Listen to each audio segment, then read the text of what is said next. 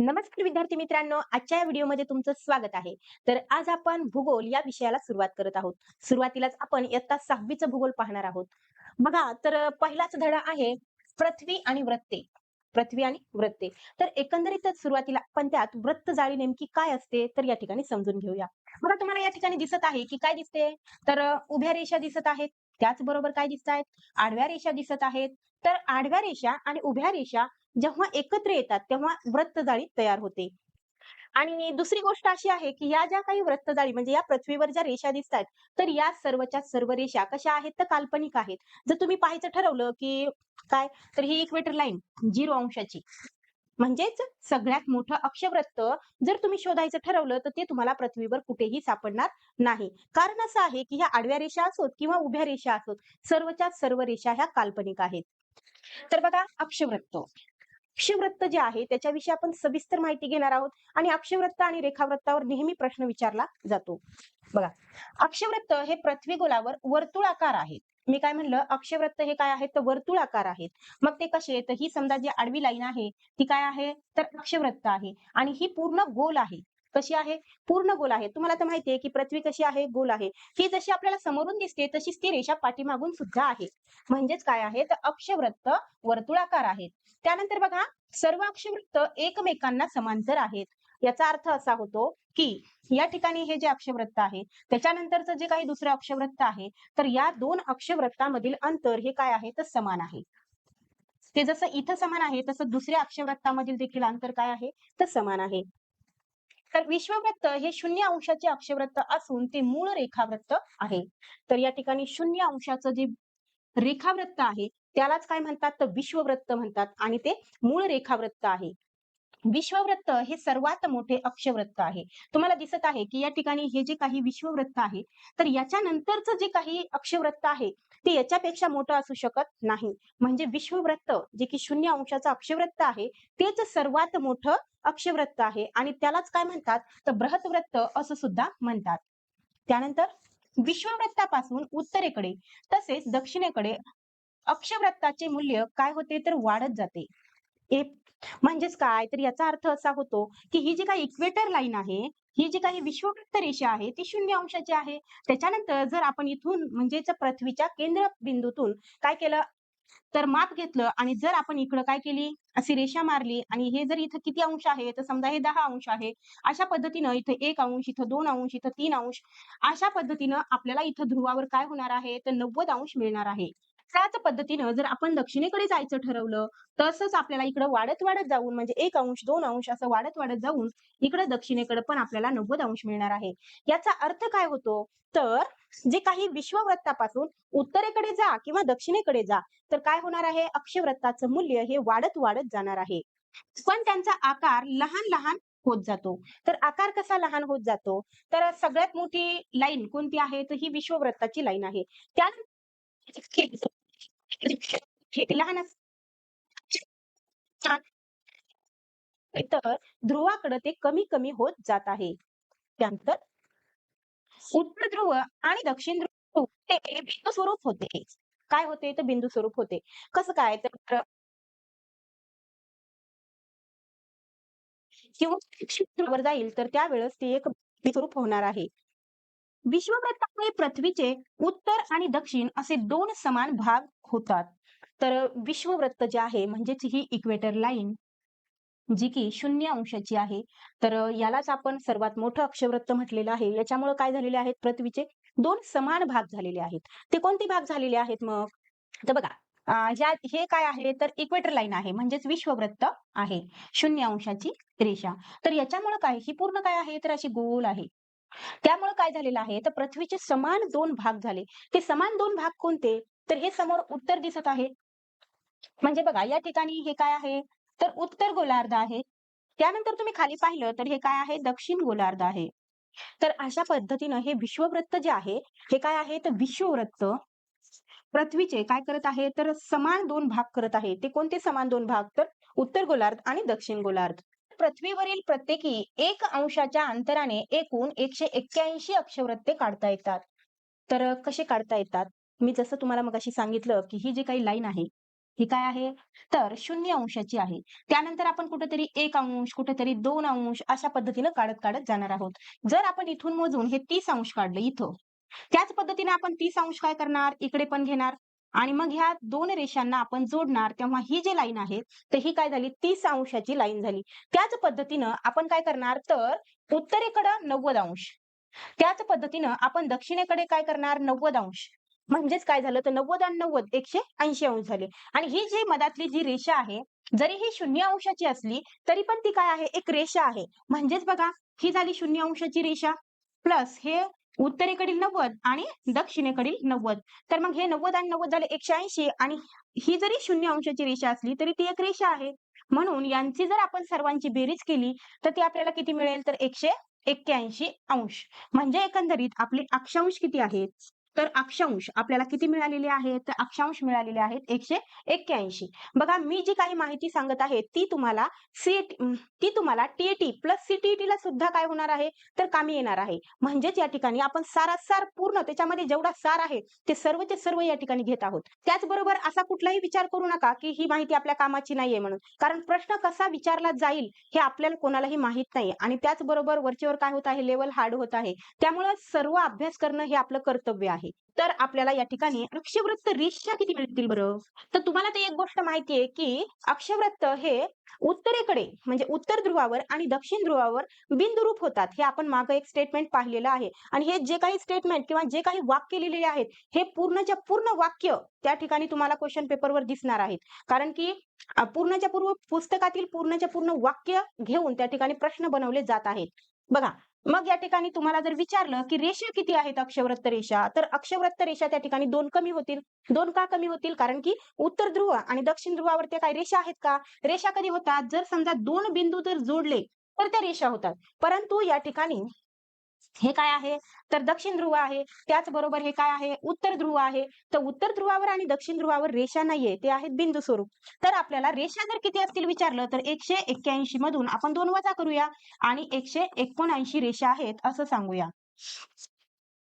लक्षात आलंच असेल तुमच्या. चला तर पुढचा पॉइंट बघूया. बघा, 0 अंशाचे विश्ववृत्त. आता मी जे तुम्हाला सांगितलेलं आहे तेच सगळं इथं लिहिलेलं आहे. 0 अंशाचं काय आहे? तर विश्ववृत्त आहे. त्याचबरोबर 1 अंशापासून 90 अंशापर्यंत असे उत्तर गोलार्धात 90 आहेत आणि दक्षिण गोलार्धात 90 आहेत. ते मी इथं काउंट पण केलेले आहेत आणि या ठिकाणी योग्यरित्या तुम्हाला सांगितलेलं आहे, की ते 181 कसे आहेत. यानंतरचा पाठ चालू होत आहे ते म्हणजे रेखावृत्त आणि सगळ्यात महत्त्वाची गोष्ट आहे ती म्हणजे अशी, की रेखावृत्त हे उभे असतात. काय असतात? तर उभे असतात. म्हणजे समजा हे जर सर्कल असेल, तर अशा पद्धतीचे जे असतात ते काय असतात? रेखावृत्त असतात आणि जे आडवे असतात ते अक्षवृत्त असतात. या 2 पॉइंटवर त्या ठिकाणी तुम्हाला हा पूर्ण धडा लक्षात येणार आहे. बघा, तर उत्तर व दक्षिण ध्रुवांना जोडणाऱ्या अर्धवर्तुळ आकार रेषांना रेखावृत्त म्हणतात. जसं की आपण पाहिलं होतं अक्षवृत्त हे काय आहेत? पूर्ण गोल आहेत. परंतु इथं रेखावृत्त दिसत आहे. ते रेखावृत्त काय आहेत? फक्त म्हणजे ह्या निळ्या ज्या लाईन आहेत त्या सर्व काय आहेत? रेखावृत्त आहेत. रेखावृत्त कसे आहेत? तर अर्धवर्तुळाकार आहेत. मग पूर्ण वर्तुळाकार होण्यासाठी त्यांना काय करावं लागते? आणखी एक दुसरी रेषा बरोबर त्यांच्या पाठीमागे असावी लागते. तेव्हा ते 2 रेखावृत्त एकत्र येऊन काय करत असतात? तर पृथ्वीचं विभाजन करत असतात. पृथ्वीला 2 भागामध्ये वाटत असतात. त्यानंतर बघा 0 अंश रेखावृत्त आणि 180 अंश रेखावृत्त ही पृथ्वी गोलावर एकमेकांच्या समोर येतात. म्हणजे ही जर रेषा काय असेल 0 अंशाची असेल, तर जी पलीकडून जाऊन येणारी रेषा आहे ती कितीची असणार आहे? 180 अंशाची असणार आहे. त्याचबरोबर आणखी एक महत्त्वाची गोष्ट म्हणजे अशी, की 2 रेखावृत्तांची बेरीज समोरासमोरील म्हणत आहे मी, समोरासमोरील 2 रेखावृत्तांची बेरीज ही नेहमी किती असते? तर 180 अंश असते. ती कशी? तर बघा, ही एक रेषा आहे 0 अंशाची आणि दुसरी आहे 180 अंशाची. ते जेव्हा हे 2 रेखावृत्त काय आहेत? समोरासमोर आहेत. तर यांची बेरीज किती येते? तर 180 अंश येते. त्याच पद्धतीनं दुसरं रेखावृत्त म्हणजेच कोणतं असणार आहे? 1 अंशाचं आणि तिकडं मग 1 न कमी होईल. तेच म्हणजे 179 अंशाचं. तर यांची बेरीज किती होईल? तर 180 अंश. त्यानंतर इकडं जर आपण 2 अंशावरचं रेखावृत्त घेतलं आणि जर या ठिकाणी 178चं रेखावृत्त घेतलं, तर यांची बेरीज किती येणार आहे? तर 180 अंश. म्हणजे समोरासमोरील रेखावृत्तांची बेरीज ही किती असते? 180 अंश असते. जर असं स्टेटमेंट दिलं, की ते योग्य आहे की अयोग्य आहे? की समोरासमोरील रेखावृत्तांची बेरीज ही 180 अंश असते, तर ते स्टेटमेंट काय असणार आहे? योग्य असणार आहे. म्हणजे एक गोष्ट लक्षात आली का तुमच्या, की 0° आणि 180° हे काय आहेत? तर एकमेकांच्या समोर आहेत. त्यानंतर तयार होणारे वर्तुळ पृथ्वीचे पूर्व गोलार्ध व पश्चिम गोलार्ध अशी विभागणी करतात. तर तयार होणारे कोणते 2 रेखावृत्त? तर हे 0° रेखावृत्त आणि 180° रेखावृत्त जेव्हा एकत्र येतात, तेव्हा ते काय करतात? पृथ्वीचं विभाजन करतात. म्हणजे पृथ्वीचे 2 समान भाग करतात. तर मग ते समान भाग कोणते आहेत? तर समजा हे काय आहे? पृथ्वीचे 2 भाग आहेत. तर ते समान 2 भाग कोणते केलेले आहेत बघा.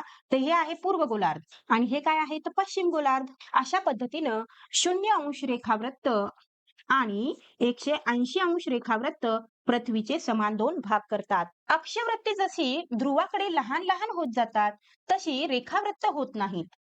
आपण मगाशी पाहिलेलं आहे, की अक्षवृत्त काय होते, तर ध्रुवाकडे जाताना लहान-लहान होत जातात. म्हणजे जी काही विषुववृत्ताची लाईन आहे, म्हणजे सर्वात मोठं अक्षवृत्त म्हणजे कोणतं? तर विषुववृत्त आणि त्याच्यानंतरचे जे काही तुम्ही उत्तरेकडे जा किंवा दक्षिणेकडे जा, जे काही अक्षवृत्त आहेत, ते काय होणार आहेत? आकारानं लहान-लहान होत जाणार आहेत आणि त्याच पद्धतीनं जर विचार केला रेखावृत्ताचा, तर रेखावृत्त मात्र कुठेही लहान होत नाही. म्हणजे हे बघा, इथून सुरू होत आहे. मी दुसरा कलर घेते. ज्या ठिकाणाहून हे काय होत आहे रेखावृत्त पूर्णच्या पूर्ण उत्तर ध्रुवापासून दक्षिण ध्रुवापर्यंत पूर्णपणे काय आहे तर सारखंच आहे.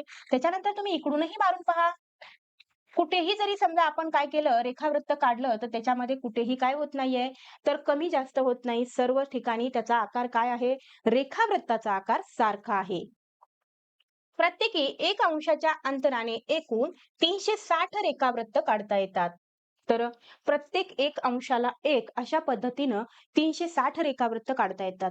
आपण मगाशी पण पाहिलेलं आहे, की रेखावृत्त काय होतात? 2 रेखावृत्त जोडल्याच्या नंतर काय होतात? तर ते पृथ्वीचं विभाजन करतात. म्हणजेच रेखावृत्त हे काय आहेत? अर्धवर्तुळाकार आहेत. म्हणून तर रेखावृत्तांची संख्या आपल्याला जास्त दिसत आहे. तर तुम्हाला तर माहीत आहे, की एक जे रेखावृत्त आहे ते काय आहे? 0 अंशाचं आहे. बरोबर आहे. त्याचबरोबर त्याच्या समोरून एक्झॅक्ट काय होणार आहे? पलीकडूनच 180° रेखावृत्त येणार आहे. म्हणजे 0° 1 आणि 180° 1 म्हणलं तर म्हणजे इथे मी 0° लिहिते प्लस 180° रेखावृत्त. त्यानंतर त्यांना काय सांगितलेलं आहे? हे म्हणजे 2 आपण रेखावृत्त घेतलेले आहेत.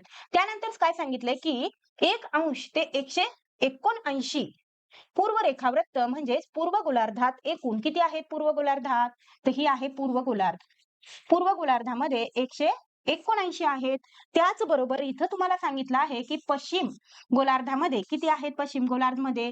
तर 179 आहेत. म्हणजेच आपल्याला इथं ॲड करावं लागेल 179 प्लस 179 म्हणजेच एक गोष्ट तुमच्या लक्षात आली का? हे जरी 0° रेखावृत्त असलं, तरी पण ते एक रेखावृत्त आहे आणि 180° जरी रेखावृत्त असलं, तरी पण त्याला आपल्याला एक रेखावृत्त आहे असं धरायचंय. म्हणजेच काय तर हे 179 प्लस 179 आणि हे 2 जर या सर्वांची बेरीज केली तर ती आपल्याला किती मिळणार आहे? 360 मिळणार आहे. तर निश्चितच मी जे काही तुम्हाला आता सांगितलेलं आहे, की पूर्व गोलार्धात एवढे, पश्चिम गोलार्धात एवढे आणि 1 अंशाचा आणि त्याचबरोबर 0° रेखावृत्त आणि 180° रेखावृत्त मिळून आपण काय केलं? एक काउंट केलेलं आहे. अशा पद्धतीनं एकंदरीत 360 रेखावृत्त त्या ठिकाणी आपल्याला पाहायला मिळतील. तर या ठिकाणी तुम्हाला वृत्तजाळी दिसत आहे. वृत्तजाळीवर या ठिकाणी तुम्हाला पृथ्वीचं केंद्रबिंदू दिसत आहे, जिथून की आपण काय करत असतो? कोनीय माप त्या ठिकाणी घेत असतो.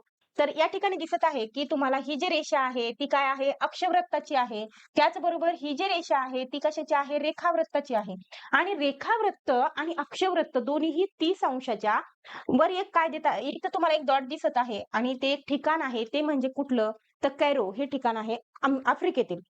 हो, कुठलं ठिकाण आहे? ते आफ्रिकेतील ठिकाण आहे आणि या ठिकाणी दोन्ही पॉइंट एका ठिकाणी येऊन ते ठिकाण आपल्याला दिसत आहे. म्हणजे असाही प्रश्न विचारला जाऊ शकतो, की अक्षवृत्त आणि रेखावृत्त म्हणजे 30° अक्षवृत्त आणि 30° रेखावृत्तावर असलेलं ठिकाण कोणतं?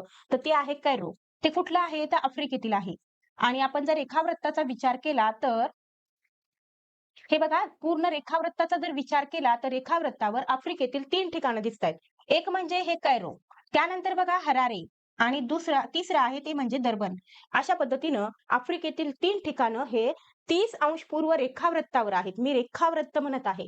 आणि मग इथं आपल्याला एकच दिसत आहे 30° उत्तर अक्षवृत्तावर. तर आणखी काही ठिकाणं आहेत, जे की आपल्याला इथं आकृतीत दाखवले नाहीत. पण पुस्तकात जी काही माहिती दिलेली आहे, ती माहितीमध्ये मात्र ते ठिकाणं दिलेली आहेत. मग ते कोणते ठिकाणं आहेत? तर लक्षात असू द्या, हे जे ठिकाणं आहेत, ते 30° उत्तर अक्षवृत्तावरील ठिकाणं आहेत. बघा, 30° उत्तर अक्षवृत्तावर असलेली ठिकाणं, न्यू ऑर्लियन्स कुठं आहे? अमेरिकेमध्ये. कॅरो हे कुठं आहे? आफ्रिकेमध्ये. ल्हासा आणि बसरा हे कुठं आहेत? तर आशियामध्ये. तर 2024 ला बहुतेक की 25 ला की हा प्रश्न विचारण्यात आलेला आहे, की न्यू ऑर्लियन्स म्हणजे 30° उत्तर अक्षवृत्तावर असलेलं ठिकाण कोणतं? तर ते होतं कोणतं? तर न्यू ऑर्लियन्स. आपण ते प्रश्न घेतलेला पण आहे. न्यू ऑर्लियन्स हे ठिकाण होतं, तर ते अमेरिकेमधलं आहे. तर आज जर आपल्याला अमेरिकेतले ठिकाण म्हणजे अगोदर विचारलेलं आहे, तर आता याच्यानंतर तुम्हाला आफ्रिकेतील विचारलं जाऊ शकतं. त्याचबरोबर मी तुम्हाला सांगितलं, की 30° अक्षवृत्त आणि 30° रेखावृत्तावर दोन्ही ठिकाणांना म्हणजे एका ठिकाणी ते एकमेकांना क्रॉस करतात किंवा छेदतात. त्या ठिकाणी एक ठिकाण आहे, ते म्हणजे कायरो. ते पण लक्षात ठेवा. त्यावर प्रश्न विचारला जाऊ शकतो. त्याच्यानंतर आफ्रिकेतील ठिकाण लक्षात असू द्या आणि ल्हासा आणि बसरा हे 30° उत्तर अक्षवृत्ताचं ठिकाण आहे. ते कुठं आहे? तर आशियामध्ये आहे. तर बघा माहीत आहे का तुम्हाला? असं ज्या ठिकाणी पुस्तकात दिसेल तुम्हाला त्याच्याकडे काय करायचं? नीट लक्ष द्यायचं. कारण ते प्रश्न म्हणजे आपल्याला टी-ई-टीमध्ये विचारले जाणारे प्रश्न असतात. बघा, या ठिकाणी सांगितलंय, की कोणत्याही 2 रेखावृत्तादरम्यानचं अंतर हे अक्षवृत्ताप्रमाणे बदलत जाते. विश्ववृत्तावर हे अंतर सर्वाधिक असते, तर ध्रुवावर हे अंतर 0 असते. तर ही जी माहिती इथं दिलेली आहे, ती मी तुम्हाला इथं समजावून सांगते. बघा, जे काही रेखावृत्त असतात, ते असे इथून निघतात बघा. आता हे एक रेखावृत्त आहे आणि हे जर दुसरं रेखावृत्त असेल, तर तुम्हाला एक गोष्ट दिसत आहे, की हे रेखावृत्तामधील जे अंतर आहे 2 रेखावृत्तावरील, ते ध्रुवावर खूप कमी आहे. ध्रुवावर खूप कमी आहे. त्याच पद्धतीनं जसं-जसं पुढे येईल, तसं काय होत आहे, मधातलं अंतर वाढत आहे. आणि एक ठराविक म्हणजे या ठिकाणी हे विषुववृत्त झालं, की त्याच्यानंतर आणखीन कमी व्हायला सुरुवात होते आणि जेव्हा ते पुढे येतं ध्रुवावर, तेव्हा ते काय होतं, 0 होऊन जातं. मला इथं काय सांगायचं आहे, की रेखावृत्त हे सर्व ठिकाणी सारखे आहेत का? तर नाहीये तर. तर त्याच्यामध्ये बदल आहे. मग ते बदल कसा आहे? तर मी सगळ्यात अगोदर सांगते तुम्हाला, की हे काय आहे 0° विश्ववृत्त आहे. विश्ववृत्त आहे. त्यानंतर हे बघा हे 23.5 अंशाला इथं काय आहे? तर मकर वृत्त आहे. 23.5 परंतु कुठं दक्षिणेकडे मकर वृत्त आहे आणि 23.5 उत्तरेकडे काय आहे? तर कर्कवृत्त आहे. कर्कवृत्त. त्याच पद्धतीनं इथं 66.5 आहे. किती? 66.5. 66.5 दक्षिणेकडे असेल तर तिथं आहे अंटार्क्टिक वृत्त आणि वरी 66 अंशावर कोणतं आहे? तर आर्क्टिक वृत्त आहे. अशा पद्धतीनं आर्क्टिक वृत्त आहे. तर इथं आपल्याला समजून काय घ्यायचं आहे, की 2 रेखावृत्तामधील अंतर कसं कमी जास्त होते ते बघायचंय. बघा, इथं तर तुम्हाला दिसत आहे, हे काय आहे? तर हे ध्रुव आहे. मग कोणते ध्रुव आहे? तर तुम्हाला माहिती आहे, हे उत्तर ध्रुव आहे आणि हे जे काही खालचं आहे, ते दक्षिण ध्रुव आहे. तर दोन्ही ध्रुवावर काय होतं? ते 0 होतं. म्हणजे या ठिकाणी या 2 रेखावृत्तामधील अंतर म्हणत आहे मी. त्यानंतर बघा पुढे जर आलात तुम्ही, कुठे आलात? आर्क्टिक वृत्तावर आलात किंवा अंटार्क्टिक वृत्तावर आलात, तर ते अंतर वाढणार आहे. किती वाढणार आहे? तर ते 44 किलोमीटर होणार आहे. त्यानंतर जर तुम्ही मकर वृत्तावर असाल, हे बघा इथं मकर वृत्त.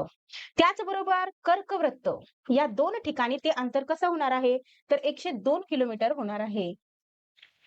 तसंच जर तुम्ही पुढे गेलात, कुठे गेलात? तर विषुववृत्तावर गेलात, तर ते अंतर सर्वाधिक म्हणजे किती असणार आहे? तर 111 किलोमीटर. दिसतंय का तुम्हाला ते 111 किलोमीटर? तर ते 111 किलोमीटर असणार आहे. परंतु विचार केला अक्षवृत्ताचा, तर अक्षवृत्ताचं कुठल्याही 2 अक्षवृत्तादरम्यानचं अंतर, अक्षवृत्ताचं म्हणत आहे मी, ते नेहमी काय असतं? तर 111 किलोमीटर असतं. कोणाचं? अक्षवृत्ताचं. परंतु रेखावृत्ताचं अशा पद्धतीनं 3 ठिकाणी विभाजन झालंय. विश्ववृत्तावर 111, कर्कवृत्त आणि मकर वृत्तावर 102 आणि अंटार्क्टिक आणि आर्क्टिक वृत्तावर 44 किलोमीटर. उत्तर ध्रुव आणि दक्षिण ध्रुवावरती 0 होऊन जातं. तर बघा हे आहे सूर्य. तुम्हाला सर्वांना दिसत आहे, की सूर्य कसा तपलेला आहे आणि आता मला हे सांगायचं आहे, की सूर्य या ठिकाणी आहे म्हणजेच सूर्याची काय दिसत आहेत तुम्हाला लंबरूप किरणं कशी दिसत आहेत? तर बघा हे जर सूर्याची किरणं अशी पडली इथं. सूर्याची किरणं अशी सरळ जात आहेत आणि विश्ववृत्तावर ते सर्वात जास्त तापलेलं असेल, बरोबर आहे की नाही? म्हणजेच या ठिकाणी लंब किरणांचा प्रदेश कुठला असेल, तर लंबरूप किरणांचा प्रदेश मी तुम्हाला असं गोल करून दाखवते बघा. काय करते पेन दुसरी घेते म्हणजे तुमच्या लक्षात येईल. हिरवी घेऊ का? नको, नको. लाल नको, आपण पिवळी घेऊ आता.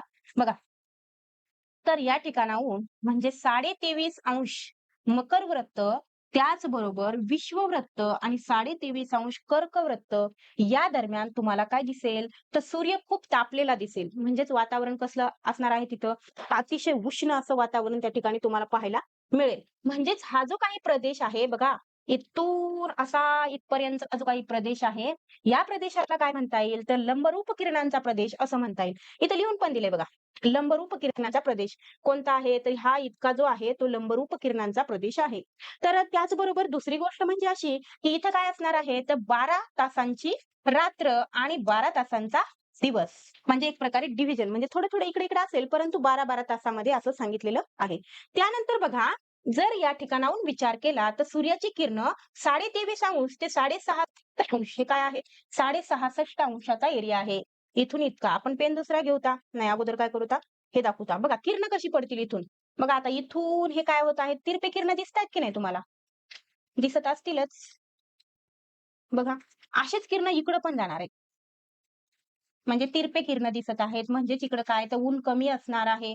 माहितीये की नाही? ऊन आता ते सरळ किरणांचं ऊन म्हणजे बरोबर सूर्य जेव्हा 12 वाजतात, तेव्हा सूर्य कसा असतो? डोक्यावर असतो आणि तो एक आग ओकत असतो. मग आपल्याला काय होतं? तर खूप उष्ण वाटतं, गरम वाटतं. त्याच पद्धतीनं सूर्याची किरणं आता इकडं 23.5 पासून 66.5 पर्यंत आणि इकडं 23.5 पासून 66.5 पर्यंत तिरपे किरणं पडत आहेत. म्हणजे या ठिकाणी ऊन कसं असणार आहे? कमी असणार आहे. कोणता प्रदेश आहे? ते मी तुम्हाला इथं सविस्तररित्या दाखवणार आहे. तर ते आपण आकाशी कलरने दाखवूयात. बघा इथून चालू होत आहे. तर 66.5 त्याच पद्धतीनं हे अंटार्क्टिकवर जसं आहे, तसंच इकडे आर्क्टिकवर पण आहे हा प्रदेश. जसं की इथं तुम्हाला दाखवलेलं पण आहे तिरप्या किरणांचा प्रदेश. थोडंसं जास्त झालं का? तर हा काय आहे? तर तिरप्या किरणांचा प्रदेश आहे. 24 तासापर्यंत दिवस असणार आहे. इथं पण तीच कंडिशन असणार आहे. हं. 24 तासापर्यंत. म्हणजे दिवसाचं प्रमाण या ठिकाणी काय आहे? तर वाढलेलं आहे. म्हणजेच रात्रीचं पण प्रमाण वाढलेलं असणार आहे. त्यानंतरचा जो प्रदेश आहे, तो म्हणजे 66.5 पासून 90° पर्यंतचा. म्हणजे आता इकडे तर किरण बघा किती दूर म्हणजे इकडे तर जवळपास सूर्याचा उपयोग नसल्यासारखाच आहे. बरोबर आहे की नाही? हे बघा इकडं. सूर्यकिरणं म्हणजे खूप कमी प्रमाणावर इकडं सूर्याचा प्रकाश मिळणार आहे. आणि हा जो काही प्रदेश आहे रेड कलरनं दाखवू का? नाही, हिरव्या कलरनंच दाखवते. बघा, हा जो काही प्रदेश आहे, इथून इथपर्यंतचा, इकडं पण 66.5 पासून 90 पर्यंतचा जो प्रदेश आहे, तर इथं अतितिरप्या किरणांचा प्रदेश म्हणून ओळखला जातो. अतितिरप्या किरणांचा प्रदेश. अति म्हणजे काय? आता तुम्हाला दिसतच आहे किती अति तर.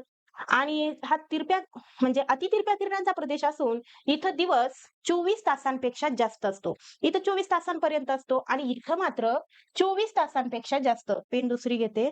24 तासांपेक्षा जास्त दिवस आपल्याला या ठिकाणी पाहायला मिळेल. जर तिकडं 24 तासांपेक्षा जास्त असेल, तर इकडं म्हणजे तिकडं जर दिवस मोठा असेल, तर इकडं रात्र मोठी असणार आहे. कारण असं आहे, की या ठिकाणी उत्तर ध्रुव आणि दक्षिण ध्रुवावर नुसतं 24च तासापर्यंत नाही, तर तिथं 6-6 महिन्यापर्यंतचा दिवस आणि 6 महिन्यापर्यंतची रात्र असते. जर इकडं जर दिवस असेल, काय असेल? दिवस असेल 6 महिन्याचा, तर इकडं काय असणार आहे? रात्र असणार आहे 6 महिन्याची.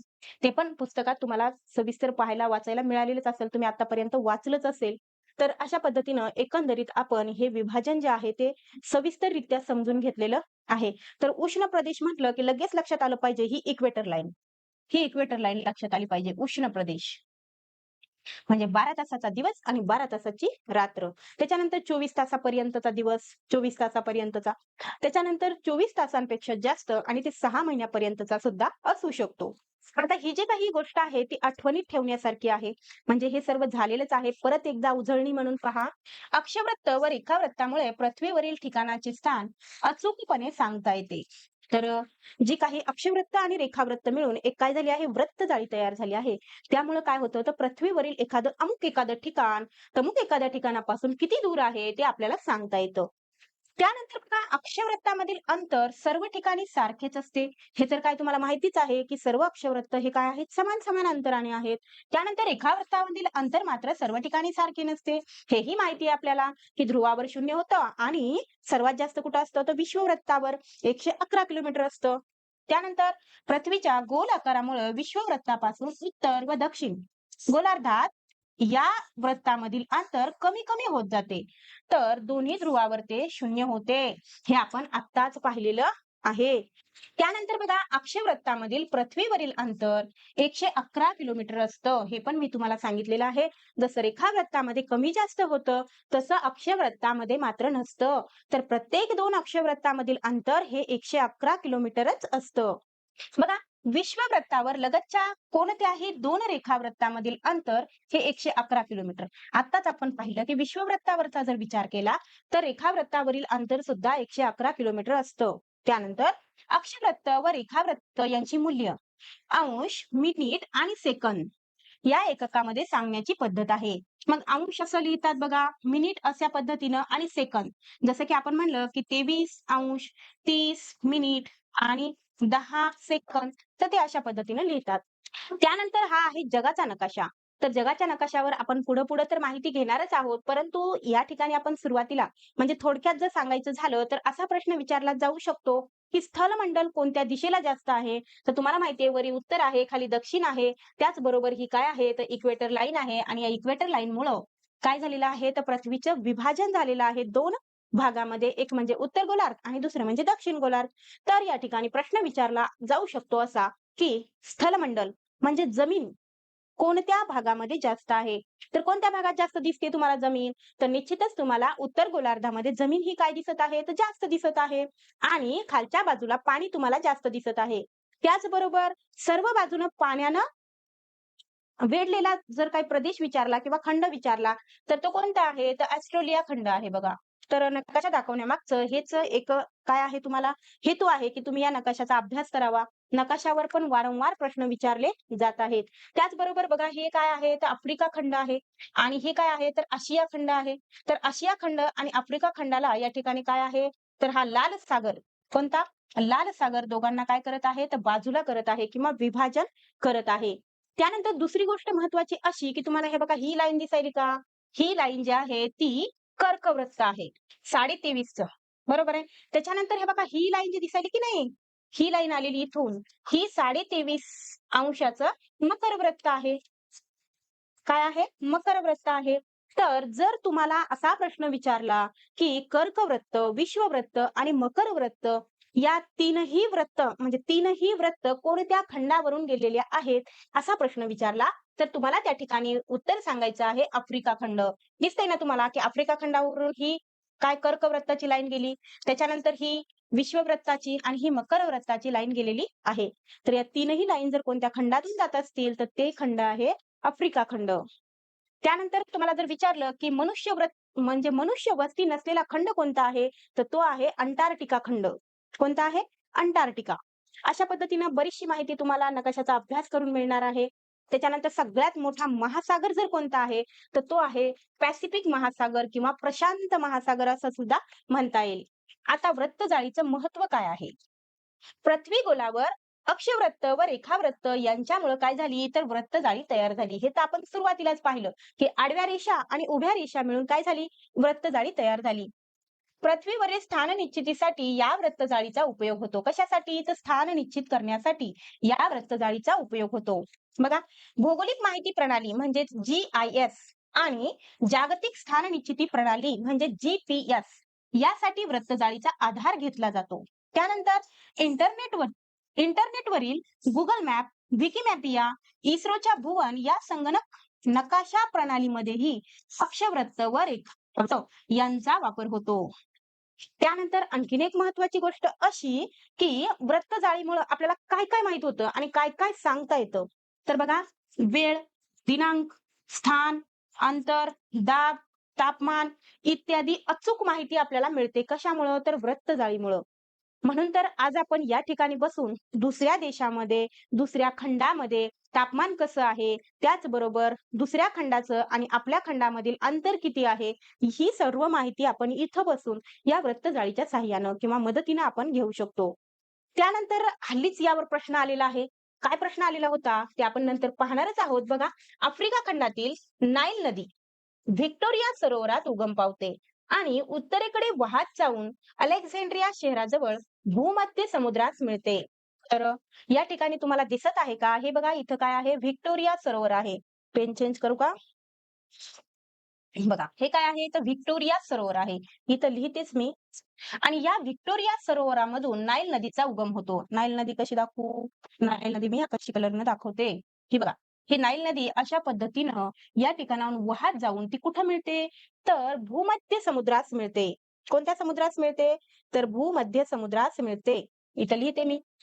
ही बघा ही कोणती आहे? तर नाईल नदी आहे. व्हिक्टोरिया सरोवरातून तिचा उगम झाला आणि ती उत्तरेकडे वाहत गेली. कुठे गेली? उत्तरेकडे वाहत गेली आणि भूमध्य समुद्राला जाऊन मिळालेली आहे. खालीलपैकी कोणत्या खंडात व्हिक्टोरिया सरोवर आहे? तर आपण ते आत्ताच पाहिलेलं आहे, की व्हिक्टोरिया जो सरोवर आहे ना, तो आहे आफ्रिका खंडात. 19 ला प्रश्न विचारण्यात आला होता. त्यानंतर डॅश अंश रेखावृत्तावरील वेळ ही जागतिक प्रमाणवेळ मानली जाते. तर 0 अंश रेखावृत्तावरील वेळ ही काय असते? तर प्रमाणवेळ मानली जाते. बघा खालीलपैकी अक्षवृत्त व रेखावृत्त यांची वैशिष्ट्ये कोणती? म्हणजे अक्षवृत्त आणि रेखावृत्त यांच्याविषयी जे विधान दिलेले आहेत त्यापैकी योग्य विधान, आता वैशिष्ट्य म्हणल्यावर तर योग्यच असणार आहे ना. तर विधान आहे 0 अंश अक्षवृत्त म्हणजे उत्तर ध्रुव, असं आहे का? तर नाहीये. 0 अंश अक्षवृत्त म्हणजे विश्ववृत्त आहे. त्यानंतर मूळ रेखावृत्त म्हणजे बृहतवृत्त.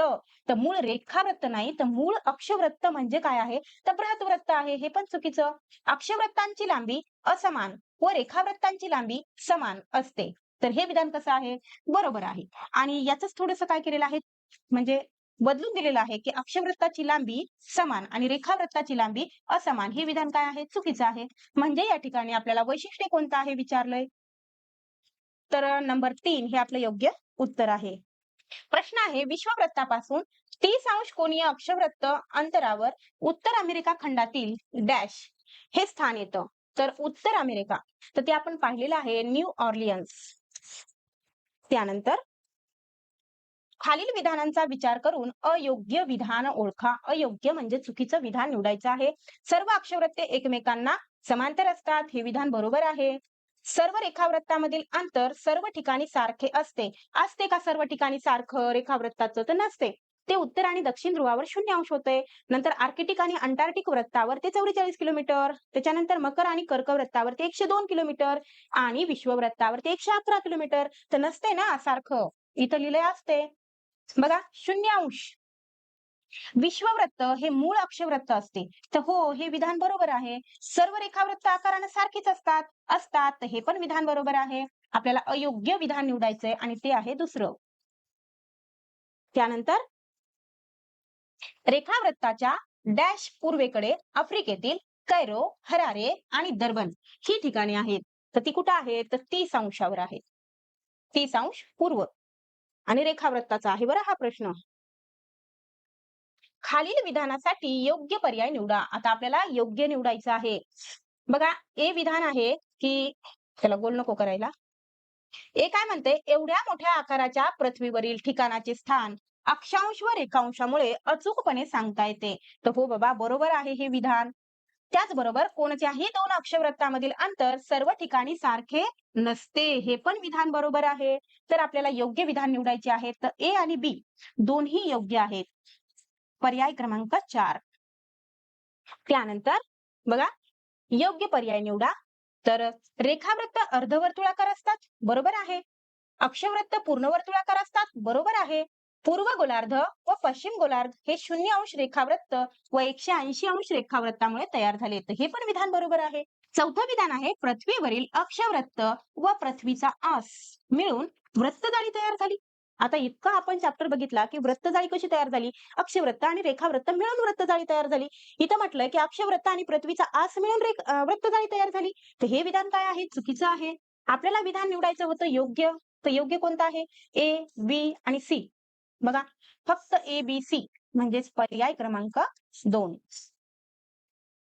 त्यानंतर आफ्रिका खंडातील नाईल नदी डॅश सरोवरात उगम पावते. कोणत्या सरोवरामध्ये? तर व्हिक्टोरिया सरोवरामध्ये उगम पावते. तुम्हाला आकृतीसहित दाखवलंय. जगातील सर्वात लहान देश कोणता? तर व्हॅटिकन सिटी. कुठं आहे तो? तर आफ्रिका खंडामध्ये आहे. त्यानंतर अयोग्य विधान निवडा. अयोग्य विधान आपल्याला सांगितलेलं आहे बघा. 23.5 अंश दक्षिण अक्षवृत्तास कर्कवृत्त आणि 23.5 उत्तर अक्षवृत्तास मकर वृत्त म्हणतात. तर हे विधान बरोबर आहे का? तर हे विधान कसं आहे? चुकीचं आहे. उत्तरेकडील जे 23.5 आहे, उत्तरेकडील जे 23.5 आहे त्याला कर्कवृत्त म्हणतात आणि दक्षिणेकडील जे 23.5 आहे त्याला मकर वृत्त म्हणतात. ते यांना उरपाट दिले. विधान चूक आहे. बघा 90° उत्तर व 90° दक्षिण ध्रुवावर दिनमान व रात्रमानाचा कालावधी 6 महिन्यापर्यंत असतो. तर हे आपण पाहिलेलं आहे. हे विधान कसं आहे? बरोबर आहे. आपल्याला इथं अयोग्य विधान निवडायचं होतं म्हणजे कोणतं विधान अयोग्य आहे? तर ए हे काय आहे? फक्त ए अयोग्य आहे. तर विद्यार्थी मित्रांनो तुम्हाला व्हिडिओ कसा वाटला हे नक्की कमेंटद्वारे कळवा. तुमचा अभिप्राय आम्हाला प्रेरणा देतो. भेटूया पुढच्या व्हिडिओमध्ये. आपण भूगोल या विषयाला सुरुवात केलेली आहे. या अगोदर आपलं एक लेक्चर झालेलं आहे. ज्यांना कुणी ते लेक्चर पाहिलेलं नसेल त्यांना नक्की पाहून घ्या. तर आपण इयत्ता 6वीचं भूगोल या ठिकाणी चालू केलेलं आहे. तर त्यामध्ये आपला पहिला आणि दुसरा चॅप्टर झालेला आहे. तर आज आपण तिसरा आणि चौथा चॅप्टर या ठिकाणी पाहणार आहोत. तर पृथ्वीगोल, नकाशा तुलना व क्षेत्रफळ. त्याचबरोबर चौथा चॅप्टर आहे हवा व हवामान. तर याचा आपण डिटेलमध्ये अभ्यास करणार आहोत. जर तुम्ही सेकंड पेपर देत असाल सोशल सायन्ससाठी किंवा सामाजिक शास्त्रासाठी त्यामध्ये भूगोलचं वेटेज सर्वात जास्त आहे. जवळपास तिथे तुम्हाला 25 ते 26 प्रश्न कशाचे दिसणार आहेत? 25 ते 26 प्रश्न तुम्हाला तिथं भूगोलचे मिळणार आहेत. त्याचबरोबर जर तुम्ही फर्स्ट पेपर देणार असाल, तर त्याच्यामध्ये परिसर अभ्यासमध्ये सुद्धा भूगोलला सर्वात जास्त वेटेज दिलेलं आहे. तर त्या अनुषंगाने मला इथं असं सांगायचंय, की तुम्ही पहिला पेपर देत असाल किंवा दुसरा पेपर देत असाल, तर दोन्ही पेपरसाठी हा व्हिडिओ तितकाच महत्त्वाचा आहे. चला तर मग पुढे जाऊया. तर या ठिकाणी आपल्याला आपला जो काही तिसरा चॅप्टर आहे, पृथ्वीगोल, नकाशा तुलना आणि क्षेत्रफळ यामध्ये आपल्याला द्विमितीय आणि त्रिमितीय अशा पद्धतीची साधनं वापरायची आहेत किंवा साधनं दिलेली आहेत. मग द्विमितीय म्हणजे काय आणि त्रिमितीय म्हणजे काय? तर बघा हा जो काही नकाशा आहे, तर हा द्विमितीय आहे. त्याचबरोबर हा जो काही पृथ्वीगोल आहे, ते त्रिमितीय आहे. तर नावावरूनच तुमच्या लक्षात आलेलं असेल, की द्विमितीय मध्ये किती? तर 2 घटक असणार आहेत आणि त्रिमितीय मध्ये 3 घटक असणार आहेत. तर मग हे नेमके घटक कोणकोणते आहेत? तर बघा, द्विमितीयमध्ये 2 घटक कोणते आहेत? तर लांबी आणि रुंदी. त्याचबरोबर त्रिमितीयमध्ये 3 घटक ते कोणते आहेत? तर लांबी, रुंदी आणि उंची. तर ज्या साधनाला काय आहे? लांबी आहे, रुंदी आहे आणि उंची आहे. जसं की पृथ्वीगोल आहे. तर याला काय म्हणायचं? त्रिमितीय म्हणायचं. ज्याच्यामध्ये लांबी आणि रुंदीच फक्त आहे, त्याला काय म्हणायचं? द्विमितीय म्हणायचं. मग याचा आपण डिटेलमध्ये अभ्यास करूया. बघा, आपण आत्ताच पाहिलेलं आहे, की नकाशे हे काय आहेत? द्विमितीय असतात आणि द्विमितीय घटकाला काय असते? लांबी आणि रुंदी असते. लांबी आणि रुंदी मिळून त्याचे क्षेत्रफळ तयार होते. तर जेव्हा एखादा घटक आहे, त्याला की काय आहे? ते द्विमितीय घटक आहे, लांबी आणि रुंदी असेल, तर त्याच्यावरून आपल्याला त्याचं क्षेत्रफळ काढता येतं. मग याची उदाहरणं फार महत्त्वाची आहेत. याच्यावर प्रश्न विचारलेला आहे. बघा काय आहे? तर मग द्विमितीय घटक कोणते आहेत? तर कागद, फळा, मेज, जमीन नकाशा इत्यादी. नकाशाच्या सहाय्याने जगाचा तसेच मर्यादित प्रदेशाचा अभ्यास करता येतो. तर पूर्ण जगाचा नकाशा असेल, तर आपल्याला पूर्ण जगाचा अभ्यास करता येतो. त्याचबरोबर काही छोटा मर्यादित एरिया असेल, जसं की विचार करायचा म्हणलं, तर फक्त आपल्याला काय करायचं आहे, तर भारताचा किंवा भारतामधील महाराष्ट्राचा नकाशा घेऊन सुद्धा आपण त्याचा परिपूर्ण अभ्यास करू शकतो. त्यानंतर बघा आता पृथ्वीगोल हा काय आहे तर त्रिमितीय असतो. हे पण आपण पाहिलेलं आहे आणि त्रिमितीय वस्तूला काय असतं? लांबी, रुंदी आणि उंची असते. तिन्ही मिळून त्याचे घनफळ तयार होते. आपण पाहिलं द्विमितीयमध्ये लांबी आणि रुंदी मिळून आपण क्षेत्रफळ काढू शकतो. परंतु इथं काय आहे? लांबी, रुंदी आणि उंची आहे. तर आपण त्याचं घनफळ काढणार. तर याचं उदाहरण मग कसं? तर याची उदाहरणं पण महत्त्वाची आहेत. बघा डस्टर, डबा, पेला, तांब्या, डोंगर, चंद्र इत्यादी. म्हणजे की या उदाहरणामध्ये दिलेलं डस्टर असेल, डबा असेल, पेला असेल, याला काय असणार आहे? तर लांबी असणार आहे, रुंदी असणार आहे, त्याचबरोबर उंची पण असणार आहे. त्यानंतर बघा पृथ्वीगोल हा कितीही लहान किंवा मोठा असला, तरी संपूर्ण पृथ्वीची प्रातिनिधिक प्रतिकृती असते. म्हणजे म्हणायचं काय आहे, की हा पृथ्वीगोल जसं की तुम्ही ऑफिसमध्ये बघता, टेबलवर असतो, छोटासा दिसतो. परंतु जरी तो छोटासा असला, तरी पूर्ण पृथ्वीचं प्रतिनिधित्व ते करत असतो. त्यानंतर बघा, तर हा जो काही आहे तो छोटासा प्रयोग आहे. तर याच्यामधून काय सिद्ध करायचं आहे, की त्रिमितीय जे साधनं आहेत, मी काय म्हणते, त्रिमितीय जे साधनं असतात किंवा आहेत, त्याच्यावरून आपल्याला द्विमितीय नकाशा काढता येतो. मग ते कसा काढता येतो? तर या ठिकाणी एक वृत्त जाळी घेतलेली आहे. वृत्त जाळीवर काय केलेलं आहे, तर जगाचा नकाशा चिटकवलेला आहे आणि मधात एक बल्ब लावला. मग बल्ब लावल्याच्या नंतर त्याची जे काही प्रक्षेपण होणार आहे कागदावर, तर प्रक्षेपण म्हणजे समजा आपण सावली समजूया. तर ही जी सावली पडलेली आहे, तर याच्या सहाय्याने आपल्याला काय काढता येतो, तर नकाशा काढता येतो. अशा पद्धतीनं. त्यानंतर बघा, त्यानंतर आहे अर्था. तर अर्था नेमकं काय आहे? तर म्हणजेच हा जो काही जगातील सर्वात मोठा फिरता पृथ्वीगोल आहे. अमेरिकेतील एक राज्य, काय नाव आहे त्या राज्याचं? तर मेन. या राज्यामध्ये यार्मथ या शहरामध्ये ते उभारण्यात आलेलं आहे किंवा त्याची निर्मिती करण्यात आलेली आहे. तर याचं वैशिष्ट्य असं आहे, की आपली जी रिअलची पृथ्वी आहे किंवा रिअलमध्ये जी पृथ्वी आहे, त्या पृथ्वीचा परिवलन आणि परिभ्रमण काळ किंवा वेग ज्या पद्धतीचा आहे, त्याच पद्धतीनं हा देखील पृथ्वीगोल फिरतो. म्हणजे दोन्हीमध्ये काय आहे? तर साम्य आहे. तर मी तुम्हाला जे सांगितलेलं आहे, तेच मी या ठिकाणी काय केलेलं आहे? लिहिलेलं आहे. ते तुम्ही काय करा? वाचून घ्या. त्यानंतर बघा, आपला 4था धडा सुरू होतो, हवा व हवामान. तर सुरुवातीलाच तुम्हाला काय केलेलं आहे, तर 3 शहरं दिलेली आहेत आणि 3 शहरामध्ये तारीख कधीची आहे, तर 10 जूनची आहे. 10 जूनला 12:30 वाजता काय केलेलं, कपडे धुतलेले आहेत त्या 3 शहरामध्ये आणि मग ते कपडे सगळ्यात अगोदर कोणत्या शहरातील वाळतील, म्हणजे कोणत्या शहरातील कपडे सर्वात अगोदर वाळतील, असा प्रश्न आपल्याला विचारण्यात आलेला आहे. तर बघा त्याच्यामध्ये सगळ्यात अगोदर आपल्याला कोची. कोची कुठं आहे? तर केरळमध्ये आहे. त्याचबरोबर दुसरं शहर घेतलेलं आहे भोपाळ. भोपाळ आहे मध्य प्रदेशमध्ये. त्यानंतर मसुरी. मसुरी कुठं आहे? तर उत्तराखंडमध्ये आहे. तर 10 जून या तारखेवरून तुमच्या असं लक्षात येईल, की केरळला काय झालेलं आहे, तर नेमकाच पावसाळा सुरू झालेला आहे. म्हणजे इथलचं वातावरण कसं असणार आहे? तर वातावरण एकंदरीत ढगाळ असणार आहे. बरोबर आहे. त्यानंतर जर तुम्ही इकडे भोपाळकडे गेलात, तर इथं काय असणार आहे? कडक ऊन पडलेलं असणार आहे. आणि जर इकडे मसुरीकडे गेलात, तर थंड वातावरण असणार आहे. थंड हवा असेल.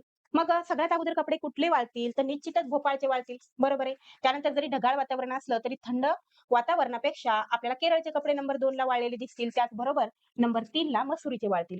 अशा पद्धतीनं तर एकंदरीतच सांगायचं काय आहे, की प्रत्येक ठिकाणी हवामान वेगवेगळं आहे, हे या ठिकाणी छोट्याशा प्रयोगातून आपल्याला सिद्ध करून दाखवायचं आहे. त्यानंतर बघा, एखाद्या ठिकाणची विशिष्ट वेळेला असणारी वातावरणाची स्थिती यालाच हवा असे म्हणतात. तर हवा आणि हवामान याच्यामध्ये काय आहे, तर बदल आहे किंवा वेगवेगळे आहेत हे. म्हणजे दोन्ही कन्सेप्ट वेगळ्या-वेगळ्या आहेत. तर हवा म्हणजे नेमकं कसं, तर एकाच दिवसामध्ये आपण सकाळी-सकाळी थंड वातावरण अनुभवतो. दुपारी काय करतो, तर गरम वातावरण अनुभवतो. जर समजा पावसाळ्याचे दिवस असतील, तर ढगाळ वातावरण असतं. त्याचबरोबर संध्याकाळी एखाद्या वेळेस पाऊस पण पडतो. अशा पद्धतीने एकाच दिवसात आपण वेगवेगळं म्हणजे वेगळं-वेगळं वातावरण किंवा वेगळी-वेगळी हवा अनुभवतो. तर त्यालाच एकंदरीत हवा असं म्हणायचं. मग हवामान मात्र वेगळं आहे. नेमकं काय आहे? तर बघा हवेची दीर्घकालीन सरासरी स्थिती म्हणजे हवामान.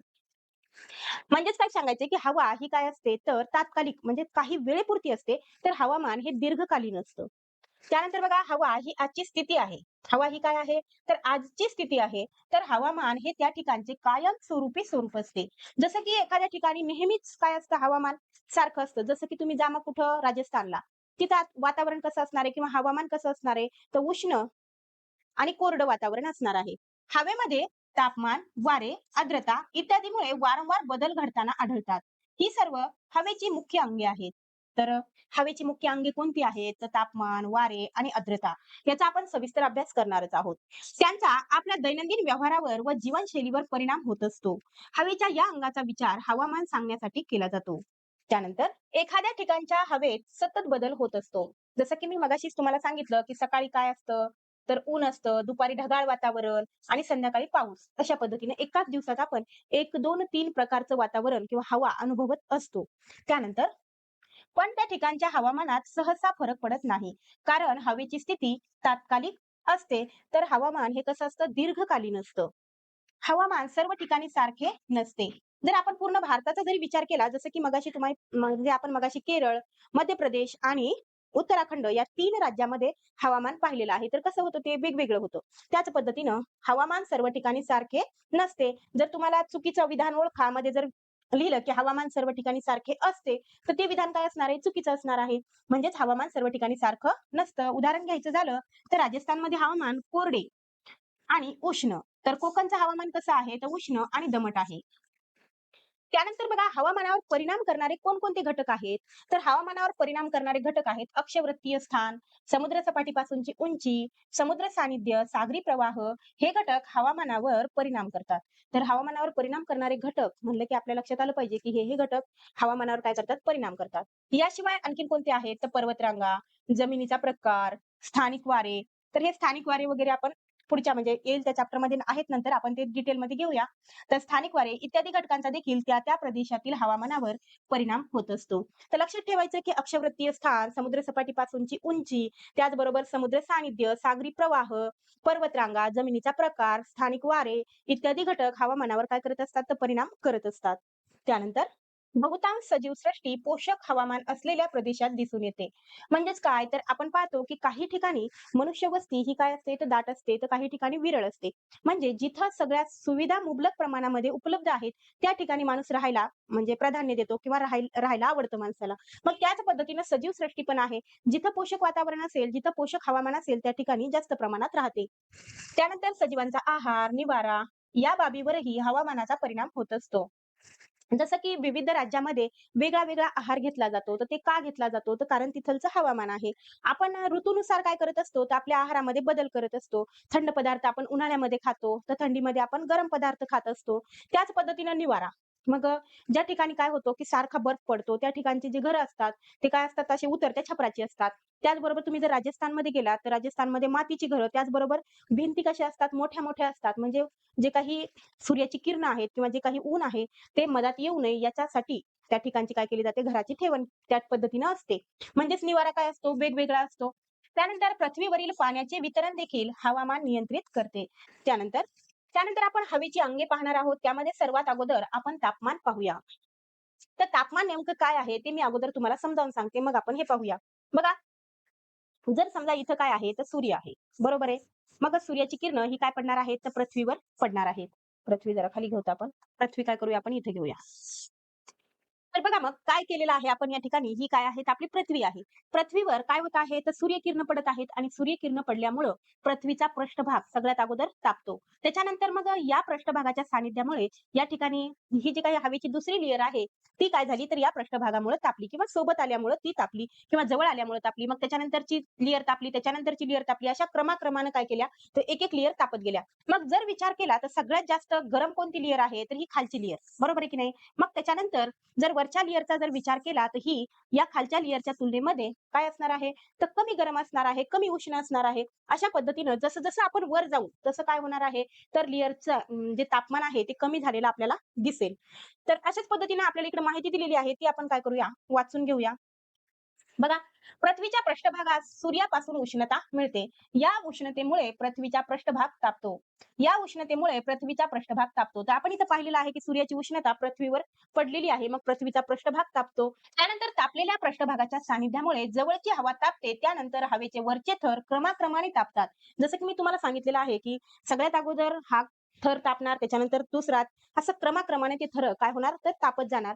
त्यामुळे समुद्र सपाटीपासून जसजसे उंच जाऊ तसतसे हवेचे तापमान कमी होते. म्हणजे जसं की सगळ्यात खालची जी हवा आहे, ती जास्त गरम असणार आहे आणि वरची काय असणार आहे, तर कमी गरम असणार आहे. तर अशाच प्रकारे सर्वसाधारणपणे विश्ववृत्तापासून दोन्ही ध्रुवाकडे तापमान कमी-कमी होत जाते. तर जसं की आपण पृथ्वीमध्ये म्हणजे पहिलं जे आपलं लेक्चर झालेलं आहे, त्याच्यामध्ये जर तुम्ही ते लेक्चर केलेलं असेल, तर तुमच्या लक्षात येईल, की सगळ्यात मध्ये हे काय आहे, तर विश्ववृत्त आहे. 0 अंशाचं विश्ववृत्त आहे. मग त्याच्यानंतर इथं 23.5 डिग्री, इथं 23.5 डिग्रीचं मकर वृत्त, वर कर्कवृत्त, तर इथं 66.5 डिग्रीचं म्हणजे इथं काय असणार आहे, तर 90 डिग्री असणार आहे. तर हे उत्तर भाग आणि हा दक्षिण भाग. तर विश्ववृत्तापासून तुम्ही उत्तरेला जा किंवा दक्षिणेला जा. त्या ठिकाणी वातावरण काय असणार आहे, तर कमी-कमी होत जाणार आहे. म्हणजे थंड वातावरण असणार आहे.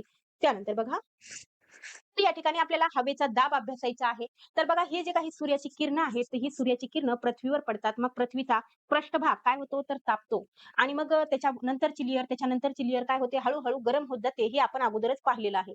तर त्यामुळे काय होतं, तर वरच्या सर्व लेयरचा दाब काय होत असतो, तर खालच्या लेयरवर पडतो. म्हणून काय होतं, तर खालच्या लेयरची घनता ही काय होते, वाढते किंवा जास्त प्रमाणात असते. जर समजा विचार केला, की समजा ह्या काय आहेत, तर 10 लेयर आहेत. तर 10 लेयरचं वजन या खालच्या लेयरवर म्हणजे पहिल्या लेयरवर पडलेलं आहे. तर त्यामुळं काय होते, या ठिकाणची घनता ही कशी असते, तर जास्त असते. त्याच्या तुलनेमध्ये जर समजा ह्या 9व्या लेयरचा जर आपण विचार केला, तर याच्यावर फक्त एकाच लेयरचं काय आहे, प्रेशर आहे किंवा दाब आहे. त्यामुळे या ठिकाणी या 9व्या लेयरची जी काही घनता आहे, ती कमी असणार आहे. तर हीच माहिती आपल्याला इथं दिलेली आहे, ती आता आपण पाहूया. बघा, हवेला वजन असते. त्यामुळे दाब निर्माण होतो. तर हवेला वजन असल्यामुळं या ठिकाणी काय होत आहे, तर दाब निर्माण होत आहे. त्याच्यामुळे या पहिल्या लेयरवर काय होत आहे, तर दाब किंवा प्रेशर त्या ठिकाणी निर्माण होत आहे. याला हवेचा दाब म्हणतात. वातावरणाच्या सर्वात खालच्या थरावर त्यावरील हवेचा दाब पडतो. त्यामुळे हवेची घनता वाढते. हे मी तुम्हाला सांगितलेलंच आहे. पृथ्वीच्या पृष्ठभागालगेच पृथ्वीच्या पृष्ठभागालगत हवेचा दाब जास्त असतो.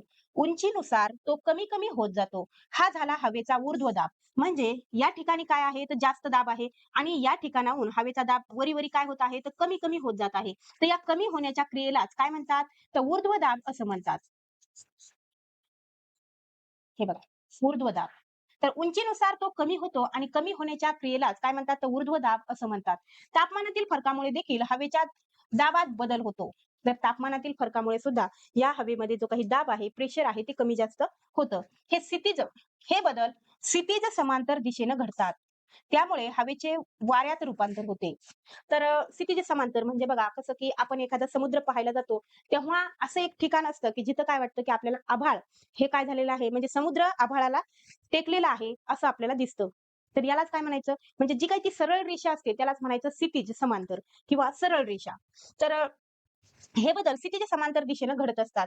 त्यामुळे हवेचं वाऱ्यात रूपांतर होतं. म्हणजे बघा सगळ्यात जास्त हवा कुठं म्हणजे प्रेशर कुठं असणार आहे, तर पहिल्या थराला असणार आहे. तर नेहमी काय असतं, तर ज्याच्या म्हणजे जास्त दाबाकडून हवा ही काय करत असते, तर जास्त दाबाकडून कमी दाबाकडे वाहत असते. तर हवा ही जास्त दाबाकडून कमी दाबाकडे हवाच नाही, उष्णता असेल, प्रत्येक घटक हा काय असतो, तर जास्तकडून कमीकडे वाहत असतो. आणि मग समजा उदाहरणार्थ इथं काय आहे, तर पृथ्वीचा भाग आहे, हे पृथ्वी आहे. तर इथं काय आहे, डोंगर आहे. बरोबर आहे. तर हवा या ठिकाणाहून इथं काय आहे, हवेचं प्रेशर जास्त आहे, दाब जास्त आहे. तर या जास्त दाबाकडून हवा काय होते, कमी दाबाकडे वाहिली जाते. त्यामुळे तर मग पतंग उडवण्यासाठी लोक काय करत असतात, टेरेसवर किंवा गच्चीवर जात असतात. त्यानंतर त्यानंतर आहेत वारे. तर जास्त हवेच्या दाबाकडून कमी हवेच्या दाबाकडे हवा क्षितिज समांतर दिशेने वाहू लागते. म्हणजे एका सरळ रेषेमध्ये हवा काय करत असते, तर वाहत असते. त्यास वारा असे म्हणतात किंवा वारा म्हणतात. कमी व जास्त हवेच्या दाबातील फरकानुसार वाऱ्याचा वेग ठरत असतो. म्हणजे नेहमी काय वारं काय सारखंच असतं का? तर नाही. कधी-कधी खूप अफाट प्रमाणामध्ये वारं सुटलेलं असतं. तर कधी हवेच्या हलक्या-हलक्या झुळूक तुम्ही पाहिलेली असेल किंवा अनुभवलेली असेल. त्यानंतर बघा आर्द्रता. आर्द्रता नेमकं म्हणजे हे कधी अनुभवता येतं? तर बघा हे पावसाळ्यात अनुभवता येतं. म्हणजे वातावरण एकतर गरम असतं, त्याचबरोबर दमट असतं. म्हणजे त्याच्यामध्ये काय असतं तर आर्द्रतेचं प्रमाण जास्त असतं. तेव्हा माणूस खूप घामाघूम वगैरे होतो. तर हे आपण इथे समजून घेऊया. वातावरणात बाष्प असते. काय असते? बाष्प असते. ज्या हवेत बाष्प जास्त असते, ती हवा दमट असते. वातावरणातील दमटपणास आर्द्रता म्हणतात. म्हणजे वातावरणात काय असते? तर बाष्प असते आणि ज्या हवेमध्ये बाष्प जास्त प्रमाणात असतं, त्या ठिकाणी काय असते तर हवा दमट असते आणि वातावरणातील दमटपणाच म्हणजे वातावरणातील दमटपणाचंच काय म्हणतात? तर आर्द्रता असं म्हणतात. वातावरणातील आर्द्रतेचे प्रमाण तापमानावर अवलंबून असते. जास्त तापमानाच्या हवेमध्ये जास्त बाष्प मावू शकते. तर तापमान जेवढं जास्त असेल, तेवढं आर्द्रता ही काय असते तर जास्त असते. त्यानंतर आहे वृष्टी. तर वृष्टी म्हणजे काय? तर साध्या सरळ भाषेत सांगायचं झालं, तर वृष्टी म्हणजे पाऊस. हवेतील बाष्पाचे पाणी व हिम यात होणारे रूपांतरण व ते पुन्हा पृथ्वीवर येणे यास काय म्हणतात? तर वृष्टी असं म्हणतात. जसं की बघा हे सूर्यकिरण काय करतात? हे सूर्यकिरण काय करतात? पाण्यावर येऊन पडतात. मग पाण्याची काय होते? तर वाफ होते आणि ते वाफ पुढं वर जाऊन त्याचं काय होतं? ढगात रूपांतर होतं आणि मग ढगांना थंड हवा लागली, की काय होतं त्याचं? तर पावसाच्या रूपामध्ये ते पुन्हा खाली येतं. म्हणजे हे काय आहे? तर जलचक्र आहे एक प्रकारे. त्यानंतर बघा पाऊस, हिम, गारा इत्यादी वृष्टीचे रूप आहेत. जसं की आपल्या महाराष्ट्राचा विचार केला तर आपल्या इकडे काय पडतो? आपल्या इकडे पडतो पाऊस. आपल्या इकडे पाऊस पडतो. त्याच पद्धतीने जम्मू काश्मीरला गेला तर तिथं बर्फ पडतो. आपल्या इकडे कधी आधी-मधी किंवा कधी-कधी काय होतं तर गारा पण पडतात. त्यानंतर बघा भारतातून कर्कवृत्त हे महत्वाचे अक्षवृत्त जाते. तर या ठिकाणी तुम्हाला दिसत आहे बघा हे कर्कवृत्त आहे आणि हे कुठून गेलेलं आहे? हे बघा इथं भारत आहे. हे भारतातून गेलेलं आहे. आणि अक्षवृत्त म्हणजे ज्या आडव्या रेषा असतात त्याला अक्षवृत्त म्हणतात आणि हे महत्वाचं कर्कवृत्त आहे. ते तुम्ही जर आपला म्हणजे पहिलं लेक्चर ज्यांनी केलं नसेल ते करून घ्या. त्याचा निश्चितच तुम्हाला फायदा होईल. हे वृत्त भारताच्या साधारणपणे मध्य भागातून जाते आणि देशाला उत्तर आणि दक्षिण अशा 2 भागात विभागते. तर या ठिकाणी तुम्हाला हे समजा उदाहरणार्थ काय आहे तर भारताचा नकाशा आहे. मला तेवढा जमला नाही परंतु हे भारताचा नकाशा आहे. तर या ठिकाणी हे वरचा जो भाग आहे ते उत्तर आहे आणि खालचा भाग काय आहे दक्षिण आहे. म्हणजेच देशाचे काय केलेले आहेत 2 भागामध्ये विभाजन केलेलं आहे. त्यानंतर बघा कर्कवृत्ताच्या उत्तर दिशेला असलेल्या भारतीय प्रदेशामध्ये कुठला भाग येतो? तर जम्मू काश्मीर येतं, लडाख, दिल्ली, पंजाब, उत्तर प्रदेशाचा उत्तर भाग. सूर्यकिरणे कधीही लंबरूप पडत नाहीत. कुठं पडत नाहीत? तर इकडं उत्तरेकडे कधीही लंबरूप पडत नाहीत. उदाहरणार्थ इथं काय आहे? सूर्य आहे. हे बघा मी इथं सूर्य काढते म्हणजे तुमच्या लक्षात येईल. मग सूर्याची किरणं काय होणार आहे? तर इथंच लंबरूप पडणार आहेत. बरोबर आहे. इकडे पडतील का? अजिबात पडणार नाहीत. तर तिकडे तिरपी किरणं पडतील. बरोबर आहे ना? आपण पाहिलं होतं इकडे काय होतील तिरपी किरणं पडतील. म्हणजेच काय म्हणलेलं आहे, की जिकडं मग जम्मू काश्मीर येईल, लडाख येईल, पंजाब येईल, इकडं कधीही सूर्यकिरणं हे लंबरूप पडत नाहीत. कुठं? उत्तर भारतामध्ये. त्यानंतर बघा कर्कवृत्ताच्या दक्षिण दिशेला असलेला संपूर्ण भारतीय प्रदेश, उदाहरणार्थ तिकडे आपला महाराष्ट्र आहे, कर्नाटक आहे, तमिळनाडू आहे, केरळ आहे. तर वर्षातून 2 दिवस लंबरूप सूर्यकिरणे अनुभवतो. कोणता भाग? तो हा दक्षिण भाग. काय करत असतो हे बघा. इथून अशी सूर्यकिरणं काय होणार आहेत? दक्षिण भारतामध्ये जाणार आहेत. म्हणजे महाराष्ट्र असेल, कर्नाटक असेल, तामिळनाडू असेल किंवा केरळ असेल. तर हे जे राज्य आहेत ते काय होतील? तिथं वर्षातून 2 दिवस सूर्यकिरणं काय होणार आहेत? ते लंबरूप पडणार आहेत. त्यानंतर बघा जेव्हा सूर्य उत्तरायण आणि दक्षिणायन करत असतो, तेव्हा या प्रदेशातील प्रत्येक अक्षांशावर सूर्य एकदा डोक्यावर येतो. तर जेव्हा सूर्य दक्षिणायन आणि उत्तरायण करत असतो, म्हणजे दक्षिणेकडून उत्तरेकडे जात असतो आणि उत्तरेकडून दक्षिणेकडे जात असतो, तेव्हा इकडे दक्षिण भारतामध्ये काय होणार आहे? तर सूर्य बरोबर डोक्यावर येणार आहे. परंतु कुठले? तर जम्मू काश्मीर असेल, लडाख असेल, पंजाब असेल, त्याचबरोबर दिल्ली असेल. या ठिकाणच्या लोकांना कधीही हे अनुभवता येणार नाही. काय अनुभवता येणार नाही? तर कधीही दिल्लीमध्ये सूर्य बरोबर डोक्यावर येणार नाही. त्यानंतर बघा, त्याच्यानंतर आणखी एक महत्त्वाचा घटक आहे किंवा महत्त्वाची एक कन्सेप्ट आहे, ती पण आपण इथं समजून घेऊया.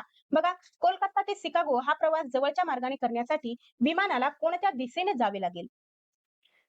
तर बघा, सामान्यतः आपण जगाचा नकाशा सपाट पाहतो. बरोबर आहे ना? नकाशे हे कसे असतात? तर द्विमितीय असतात. मग ते प्लेन सरफेस किंवा सपाट पाहत असतो आपण. तर तेव्हा असे वाटते, की कोलकाता ते शिकागो जाण्यासाठी सरळ पश्चिमेकडून किंवा पश्चिमेकडे किंवा पूर्वेकडे जाणे सोपे आहे. मात्र पृथ्वी गोल असल्यामुळे जवळचा मार्ग हा ग्रेट सर्कल रूट असतो. मग नेमकं हे ग्रेट सर्कल रूट नेमकं काय आहे? ते पाहूया बघा. पृथ्वी कशी आहे? तर गोलाकार आहे. चेंडूवर 2 बिंदूंना जोडणारी रेषा जर आपण आखली, तर ती मध्य भागातून फुगीर असते. यालाच ग्रेट सर्कल रूट किंवा ग्रेट सर्कल असं म्हणतात. उदाहरणार्थ हे काय आहे? तर आपली पृथ्वी आहे आणि पृथ्वीवरून आपल्याला काय करायचं आहे? एखाद्या ठिकाणाहून दुसऱ्या ठिकाणी जायचं आहे. हे एक ठिकाण आहे, हे दुसरं ठिकाण आहे. आलं लक्षात? मग या ठिकाणाहून आपण डायरेक्टली असं जाणार का? तर नाही. पृथ्वी कशी आहे? गोल आहे. म्हणजेच आपण असं इथून इथं जाणार. म्हणजे हा जो काही फुगीर भाग आहे, या ठिकाणापासून या ठिकाणापर्यंतचा हा जो काही फुगीर भाग आहे, याला काय म्हणतात? ग्रेट सर्कल रूट असं म्हणतात. म्हणजे अगोदरच्या लेक्चरमध्ये जे काही राहून गेलेलं होतं, ते मी या ठिकाणी घेतलेलं आहे. बघा, हा आहे ब्राझीलचा नकाशा. तर नकाशांना काय करायचं आहे? काळजीपूर्वक पाहायचं आहे. जसं की म्हणतात ना, उघडा डोळे बघा नीट, त्या पद्धतीनं. तर काय बघायचं आहे याच्यामध्ये नेमकं? तर खूप काही खोलात जाऊन विचारत नाहीत, परंतु वर-वरचाच एखादा काय केलं जातं, एखाद्या घटकावर प्रश्न विचारला जातो. जसं की ब्राझिलिया ही काय आहे? ब्राझीलची राजधानी आहे. त्याचबरोबर बघा, हे जे काही हिरवं-हिरवं दाखवलेलं आहे, तो सगळा प्रदेश जो आहे, तो काय आहे? Amazonचं जंगल आहे. इथं Amazonची नदी वगैरे, Amazon नदीचे खोरे दाखवलेले आहेत. ब्राझीलचं पठार आहे. हो का, इथं पॅराना नदी आहे. इथं साओ फ्रान्सिस्को नदी आहे.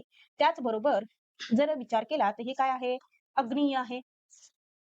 बरोबर. त्याचबरोबर हे वायव्य आहे आणि हे नैऋत्य आणि हे ईशान्य. ईशान्य. तर हे कशासाठी घेतलेले आपण, की जे काही ब्राझील आहे, तर ब्राझीलच्या ईशान्येला काय आहे, तर उत्तर अटलांटिक महासागर आहे आणि आग्नेयेला काय आहे, तर दक्षिण अटलांटिक महासागर आहे. हे लक्षात असू द्या. त्यानंतर बघा, हे नकाशा नीट पाहून घ्या. त्यानंतर हे पण घटक अगोदरच्या लेक्चरमध्ये राहून गेलेला होता. तर काय आहे हे, तर जगातील सर्वात लहान देश म्हणून व्हॅटिकन सिटी ओळखला जातो. तर याचं क्षेत्रफळ जे आहे ते 0.44 किलोमीटर आहे. हा देश इटली द्वीपकल्पावर आहे. त्याच्या भोवती इटली हा देश पसरलेला आहे आणि आपल्याला एक महत्त्वाची माहिती इथं दिलेली आहे, की पश्चिमेकडून पूर्वेकडे तसेच उत्तरेकडून दक्षिणेकडे या देशाच्या विस्तारामध्ये अंश व मिनिट मध्ये कोणताही फरक आढळत नाही. मग तुम्हाला इथं प्रत्यक्ष दाखवून देते. आता बघा, पेन चेंज करते. बघा, हे काय आहे? तर पूर्व आहे. बरोबर आहे. इकडचं काय आहे? तर पश्चिम आहे. आणि वरचं काय आहे? तर उत्तर आहे, खाली आहे दक्षिण. तर ते काय म्हणत आहे, की पश्चिम आणि पूर्व ही काय आहे? तर एकंदरीत साइज काय आहे? सारखी आहे आणि उत्तर आणि दक्षिणची सारखी आहे. कशामध्ये? तर अंश आणि मिनिटमध्ये. जसं की बघा, इथं आपण दक्षिण उत्तरचा जर विचार केला, तर इथं 41 अंश 54 मिनिट दिसते का तुम्हाला? 41 अंश 54 मिनिट. त्याच पद्धतीनं उत्तरेला पण 41 अंश 54 मिनिट आहे. म्हणजे सारखं आहे. अंश मी गेल्या वेळेस किंवा गेल्या लेक्चरमध्ये सांगितलेलं आहे, याला अंश वाचतात, याला मिनिट वाचतात आणि जर याचे 2 डॉट असतील, तर त्याला सेकंद असं वाचतात. तर बघा, त्याच पद्धतीनं पश्चिमेला काय आहे? 12 अंश 21 मिनिट. इकडं पण काय दिसतंय? तर 12 अंश 21 मिनिट. म्हणजे सांगायचं काय आहे, की पश्चिम आणि पूर्व त्याचबरोबर दक्षिण आणि उत्तर या दोन्ही बाजूला काय आहेत, अंश आणि मिनिटमध्ये एकंदरीत सेम किंवा सारखेपणा आहे. तर सेकंदमध्ये गेल्यावर थोडासा बदल आढळतो. ते म्हणजे इकडे उत्तरेला 30 सेकंद आहे, तर इकडे 00 सेकंद आहेत. इकडे पण बघा पूर्वेला 00 सेकंद आहेत आणि पश्चिमेला मात्र काय आहेत, तर 30 सेकंद आहेत. परंतु सेकंदात फरक आढळतो. यावरून अंशात्मक अंतरातील मिनिट व सेकंद या लघु एककांचा उपयोग लक्षात घ्यावा, असं या ठिकाणी सांगितलेलं आहे. तर यावर पण प्रश्न विचारलेला आहे. प्रश्न फक्त असाच विचारला होता, की जगातील सर्वात लहान देश कोणता? तर ते आहे व्हॅटिकन सिटी. तर हे नीट पाहून घ्या. त्यानंतर आपल्याला पाहायचे आहेत प्रश्न. प्रश्न आहे, खालील विधानासंदर्भात योग्य पर्याय निवडा. तर योग्य पर्याय निवडायचा आहे. बघा, द्विमितीय घटकाला लांबी आणि रुंदी असते. तर अगदी बरोबर आहे. द्विमितीय घटकाला काय असते? लांबी आणि रुंदी असते. दुसरं विधान आहे, द्विमितीय घटकात डब्बा, डस्टर, पेला, डोंगर इत्यादींचा समावेश होतो. तर हे विधान मात्र कसं आहे? तर चुकीचं आहे. ह्यामध्ये जे काही उदाहरणं दिली आहेत द्विमितीय घटकामध्ये, ते सर्वच्या सर्व उदाहरणं हे कशाचे आहेत? त्रिमितीय घटकाचे आहेत. म्हणजेच हे विधान चुकीचं आहे. त्याचबरोबर द्विमितीय घटकाचे घनफळ काढता येते. तर घनफळ काढता येते का द्विमितीय घटकाचं? निश्चितच नाही. तर द्विमितीय घटकाचं आपल्याला काय काढता येतं? क्षेत्रफळ काढता येतं. म्हणजेच हे पण विधान चुकीचं आहे. आपल्याला योग्य पर्याय निवडायचे होते. तर या ठिकाणी आपल्याला फक्त हे एवढंच योग्य आहे. तर बघा इथं पर्याय क्रमांक 3 मध्ये दिलंय फक्त प्रश्न आहे, भौगोलिक सहलीच्या वैशिष्ट्यासंदर्भात योग्य पर्याय निवडा. पर्याय आहे, भूगोल या घटकासाठी अत्यंत महत्वाची पद्धती आहे. अगदी बरोबर आहे. क्षेत्रफेटीमुळे या ठिकाणची भौगोलिक, सामाजिक परिस्थिती जाणून घेता येते. तर हे पण बरोबर आहे. स्थानिक लोकांशी प्रत्यक्षपणे चर्चा करण्याची संधी मिळते. हे पण बरोबर आहे. म्हणजे या ठिकाणी तीनही पर्याय बरोबर आहेत. ब, क तीनही योग्य आहेत. म्हणजे पर्याय क्रमांक 4. त्यानंतर बघा, पृथ्वीचा किंवा पृथ्वीच्या कोणत्याही भागाचा नकाशा तयार करण्यासाठी डॅश आवश्यक असते. तर काय आवश्यक असते? तर वृत्त जाळी आवश्यक असते. जसं की मी मगाशी तुम्हाला सांगितलं, एक प्रयोग करून बघितला होता. त्याच्यामध्ये एक बल्ब लावला होता. तेव्हा त्या ठिकाणी काय केली होती? वृत्त जाळीवर नकाशा तयार करून चिटकवलेला होता. म्हणजे पृथ्वीचा किंवा पृथ्वीच्या कोणत्याही भागाचा जर नकाशा तयार करायचा असेल, तर आपल्याला वृत्त जाळीची गरज असते किंवा आवश्यकता असते. त्यानंतर अर्था हा जगातील एक सर्वात मोठा फिरता पृथ्वीगोल आहे. तो अमेरिकेच्या मेन राज्यात डॅश येथे आहे. कुठं आहे? तर यारमत येथे आहे. त्यानंतर खालीलपैकी कोणते त्रिमितीय साधन नाही असं विचारलेलं आहे. तर पृथ्वीगोल काय आहे? त्रिमितीय आहे. जगाचा नकाशा हे मात्र त्रिमितीय नाहीये. म्हणजे आपल्याला त्रिमितीय नसलेलं पाहिजे, तर पर्याय क्रमांक 2 डोंगर, चंद्र हे सगळे काय आहेत? त्रिमितीय आहेत. म्हणून आपलं पर्याय क्रमांक 2 हे योग्य उत्तर असणार आहे. हा प्रश्न आहे, अमेरिका खंडातील नाईल नदी व्हिक्टोरिया सरोवरात उगम पावते आणि डॅशकडे वाहत जाऊन अलेक्झांड्रिया शहराजवळ डॅश समुद्रात मिळते. तर याचं योग्य उत्तर आहे पर्याय क्रमांक 4. म्हणजेच व्हिक्टोरिया सरोवरात उगम पावते आणि उत्तर दिशेकडे वाहत जाऊन अलेक्झांड्रिया शहराजवळ भूमध्य समुद्रात मिळते. त्यानंतर बघा प्रश्न आहे, खालील विधानासंदर्भात योग्य पर्यायाची निवड करा. तर भारतातून कर्कवृत्त हे महत्वाचे अक्षवृत्त जाते. हे वृत्त भारताच्या साधारणपणे मध्य भागातून जाते आणि देशाला उत्तर आणि दक्षिण अशा 2 भागात विभागते. तर या ठिकाणी फक्त पूर्वार्ध किंवा उत्तरार्ध नसून पूर्णचे पूर्ण वाक्य कसं आहे? तर योग्य आहे. बघा पर्याय क्रमांक 3. त्यानंतर कर्कवृत्ताच्या डॅश दिशेला असलेला संपूर्ण भारतीय प्रदेश वर्षातून 2 दिवस लंबरूप सूर्यकिरण अनुभवतो. तर तुम्हाला माहिती आहे उत्तरेकडे तर कधीही सूर्यकिरण लंबरूप पडत नाहीत. मग तो कोणता भाग आहे? तर तो आहे दक्षिण. दक्षिण दिशेला संपूर्ण भारतीय प्रदेश वर्षातून 2 दिवस काय करत असतो? तर लंबरूप सूर्यकिरण अनुभवतो. त्यानंतर कोलकाता ते शिकागो हा प्रवास जवळच्या मार्गाने करण्यासाठी विमानाला कोणकोणत्या दिशेने न्यावे लागेल? तर या ठिकाणी पर्याय दिलेले आहेत. त्याचं योग्य उत्तर आहे ग्रेट सर्कल रूट. आपण पाहिलं होतं, की 2 दिशाला जर समजा असं न नेता कसं नेलं जातं? तर असं. कारण की पृथ्वी कशी आहे? तर गोल आहे. ग्रेट सर्कल रूटने न्यावं लागेल. हवेचा दाब मोजण्यासाठी कोणते उपकरण वापरले जाते? तर हवेचा दाब मोजण्यासाठी बॅरोमीटर हे उपकरण वापरले जाते. त्यानंतर बघा, हवेचा दाब डॅशवर अवलंबून असतो. कशावर असतो? तो उंचीवर असतो, तापमानावर असतो आणि बाष्पाच्या प्रमाणावर म्हणजेच वरील सर्व. त्यानंतर तापमानाचे एसआय एकक कोणते आहे? तर केल्व्हिन हे तापमानाचे एसआय एकक आहे. पावसाळ्यात हवेचे तापमान कमी झाल्यावर वाफेतून पाणी तयार होण्याच्या प्रक्रियेला काय म्हणतात? तर वाफेतून पाणी तयार होण्याच्या क्रियेला काय म्हणतात? संघनन असं म्हणतात. त्याचबरोबर पाण्याची जेव्हा वाफ होते, काय होते? किंवा पाण्याचे काय होते? वाफेत रूपांतर होते. पाण्याच्या वाफेत रूपांतर झाले तर त्याला काय म्हणतात? बाष्पीभवन असं म्हणतात. वितळणे तर तुम्हाला माहिती आहे जसं की बर्फ वगैरे असेल तर ते वितळणं ते माहिती आहे. परंतु संप्लवन म्हणजे नेमकं काय? तर स्थायू पदार्थाचं डायरेक्ट काय होणार? तर वायूमध्ये रूपांतर होणार. स्थायूचे वायूमध्ये. म्हणजे स्थायू पदार्थाचं द्रवात रूपांतर होऊन पुन्हा वायूमध्ये रूपांतर होणार नाही. तर स्थायू पदार्थाचं डायरेक्टली वायूमध्ये रूपांतर होण्याला काय म्हणतात? संप्लवन असं म्हणतात. त्यानंतर हवेची आर्द्रता मोजण्यासाठी कोणते उपकरण वापरतात? तर हायग्रोमीटर वापरतात. तर विद्यार्थी मित्रांनो, तुम्हाला हा व्हिडिओ कसा वाटला ते नक्की कमेंटद्वारे कळवा. भेटूया पुढच्या व्हिडिओमध्ये.